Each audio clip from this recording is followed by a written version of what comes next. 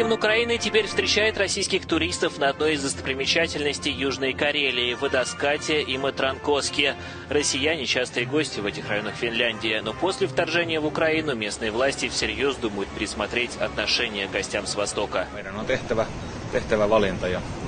Мы должны сделать выбор. Здесь, по всей Финляндии, идет оживленная дискуссия по визовому вопросу. Конечно, если сюда не приедут российские туристы, это будет потеря доходов для бизнеса, и это печально. Однако важно, чтобы независимая страна не подвергалась вторжению и чтобы люди не умирали на войне. Это гораздо важнее, и в этом мы активно поддерживаем Украину. Глава МИД Финляндии Пекка Хааvisto предложил сократить выдачу туристических шенгенских виз россиянам, выделив только один день в неделю для приема заявок в визовом центре. Визовые ограничения ввели уже несколько стран ЕС после призыва президента Украины Владимира Зеленского закрыть въезд для граждан страны-агрессора. Варшава обещала поднять вопрос о визах на уровне Евросоюза.